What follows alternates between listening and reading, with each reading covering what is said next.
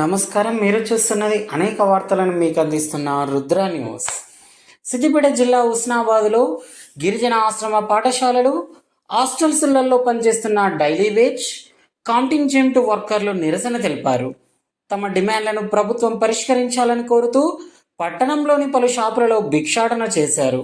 39 రోజులుగా సమ్మె చేస్తున్న రాష్ట్ర ప్రభుత్వం స్థానిక మంత్రి పొన్నం ప్రభాకర్ పట్టించుకోవడం లేదని ఆశ్రమ పాఠశాలలో పనిచేస్తున్న డైలీ వేజ్ కాంటింజెంట్ వర్కర్లు ఆందోళన వ్యక్తం చేశారు. సమాన పనికి సమాన వేతనం, టైం స్కేల్ ఇవ్వాలని డిమాండ్ చేశారు. 30 ఏళ్లుగా పనిచేస్తున్న తమకు ఉద్యోగ భద్రత కల్పించాలని అన్నారు. గత ప్రభుత్వం జీవో 64 తీసుకురావడంతో తమ వేతనాలు తగ్గాయని, జీవోను రద్దు చేసి అంతకుముందున్న విధానంలోనే తమకు వేతనాలు ఇవ్వాలని కోరారు. రోజు ఉదయం 5 గంటల నుండి రాత్రి 8 గంటల వరకు హాస్టల్స్లలో ఉంటున్న విద్యార్థులను తమ పిల్లలుగా భావించి పనులు చేస్తున్నామని అన్నారు. చాలని జీతాలతో ఇంట్లో పిల్లలను చదివించడం, పోషించడం చాలా కష్టంగా మారిందని ఆవేదన వ్యక్తం చేశారు. స్థానిక మంత్రి పొన్నం ప్రభాకర్ స్పందించి తమ సమస్యలను ముఖ్యమంత్రి రేవంత్ రెడ్డి దృష్టికి తీసుకువెళ్లి పరిష్కరించాలని విజ్ఞప్తి చేశారు.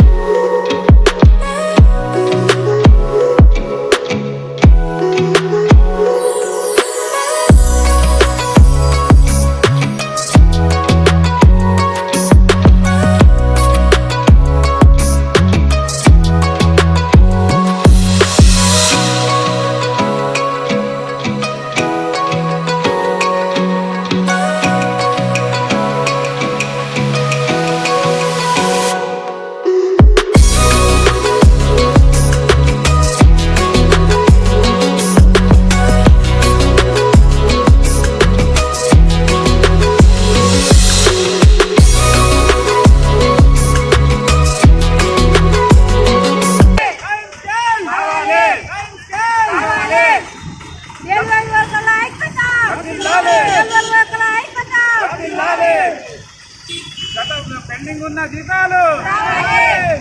ఉన్న జీతాలు 64 జీవోలు 64 జీవోలు పెండింగ్ జీతాలు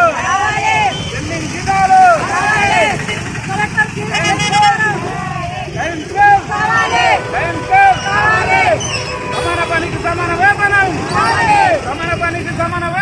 ఇవ్వాలి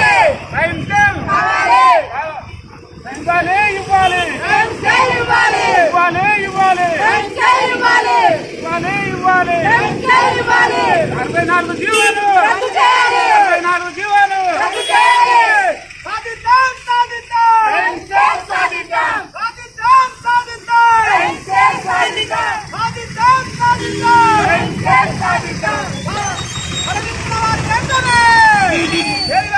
ఇవ్వాలి. కుటుంబ సభ్యులు ఒకరికి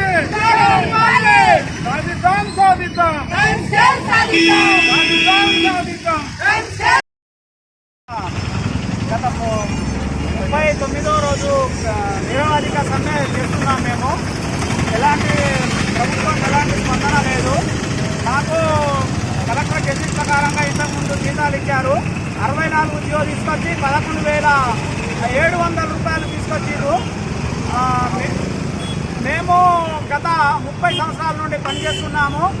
మాకు ఎలాంటి ఉద్యోగ భద్రత లేదు. మేము ప్రొద్దున ఏదైనా టిఫిన్స్ ఉన్నప్పుడు 5 గంటలకు 4 గంటలకు వచ్చి సాయంత్రం 8 గంటల వరకు ఉంటాం హాస్టల్లో. మా పిల్లలను భావించి మేము పిల్లల హాస్టల్లోనే ఉంటున్నాం. ప్రతిరోజు మేము పొద్దున నుండి సాయంత్రం వరకు అన్ని పనులు చేస్తూ ఉంటే మాకు ఇప్పటి వరకు ప్రభుత్వం ఎలాంటి స్పందన లేదు. కావున మాకు టైం స్కేల్ రావాలి. మా పెండింగ్ జీతాలు గత 39 రోజుల నుంచి నిరవధిక సమ్మె చేస్తున్నాము. కాబట్టి మాకు గవర్నమెంట్ స్పందన లేదు. మాకు సరైన జీతాలు లేవు. మేము 25 సంవత్సరాల నుంచి పని చేస్తున్నాము కాబట్టి మాకు టైం స్కేల్ ఇవ్వాలి. 64 జీవో పెట్టి ప్రభుత్వం మాకు జీతాలు తగ్గించినాయి, కానీ పెరగాలే కానీ జీతాలు తగ్గించినాయి. మేము మంత్రి గారి నియోజకవర్గంలో ఉండి మాకు జీతాలు తగ్గినాయి కాబట్టి మంత్రి స్పందించి మాకు సమాన పనికి సమాన వేతనం ఇప్పించాలి. క్యాబినెట్లో చర్చించాలి మా గురించి. మంత్రివర్యులు